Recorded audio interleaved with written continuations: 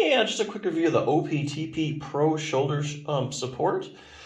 Kind of a clever device. I've been looking at a lot of these shoulder pillows where, the big pillow that goes right up under the arm, and definitely they do the job. They do actually, help take tension off the shoulder muscles. And that's the whole idea of these shoulder pillows or this little contraption here is that basically you're supporting the shoulder, you're bringing it out a little bit, you're kind of slacking up the tissues, you're taking tension off the tissues that are irritated, and so you feel better.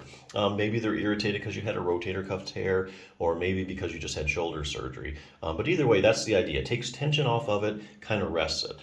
This one's a little more portable than a big shoulder pillow. This is kind of a portable little pillow that just goes in between there, and that's, it adjusts there. Comes in two sizes, large/extra large, and then they have a standard size. So like I say, the whole idea, now it does have this cover that you can take off if you're worried about that, and you can wash that.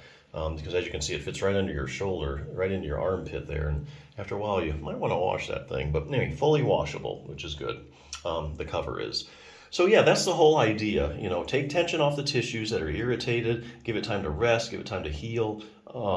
I think this is just one of the more portable things. If you have a shoulder pillow, excuse me, and you really had good luck with that, but you're looking for something a little more portable, this is actually really a great option. Now, if you do have a rotator cuff tear and you're struggling with that, this is another good resource for you, the 6-minute torn rotator cuff solution for seniors. It says for seniors, but actually, I mean, a high-level athlete could get a lot from this program.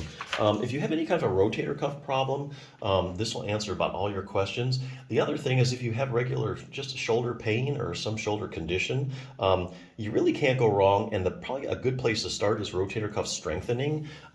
And I'll tell you why. Basically, the shoulder is a very shallow ball and socket joint, and unlike the hip, for instance, which is also a ball and socket joint, the hip has a very deep ball and socket joint. So most of its stability just because of the deepness of the socket.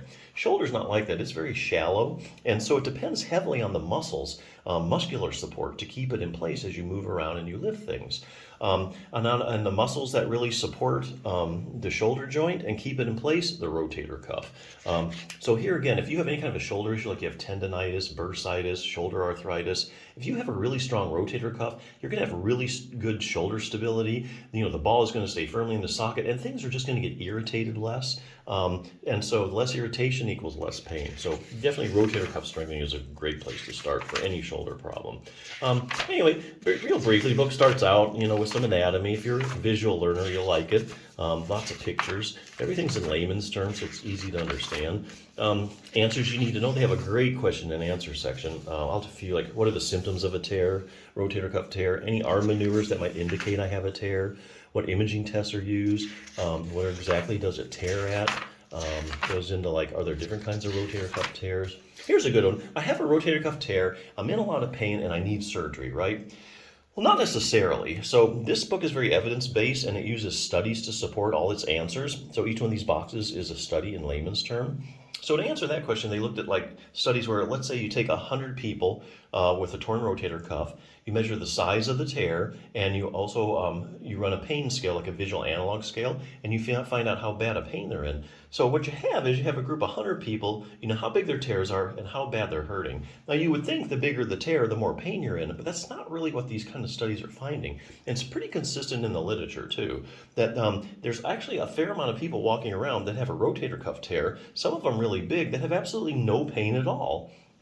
So the asymptomatic rotator cuff tear actually is a thing, and it exists. And a lot of people, especially as you get older, in your 60s and 70s, a lot of people have totally painless rotator cuff tears. So the moral of the story is, what you don't want to do is you have shoulder pain, you end up at the doctor's office, eventually you get an MRI, it shows a rotator cuff tear, you're like, oh, that's the cause of my pain, the tear. Not really. You could have an asymptomatic rotator cuff tear. The last thing you want to do is go through a rotator cuff repair when it really wasn't the cause of your problem.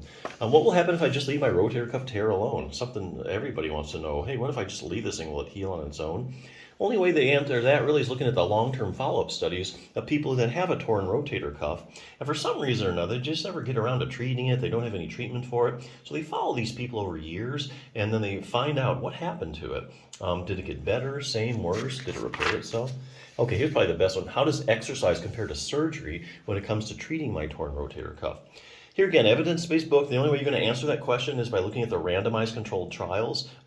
That's the highest form of proof in medicine that a treatment's actually effective. That'd be where they take, say, 100 people with a torn rotator cuff, and 50 they randomly allocate to have surgery, and the other 50 they say you're just going to do exercise program. And then you follow these people over time. So that's 6 weeks, 6 months.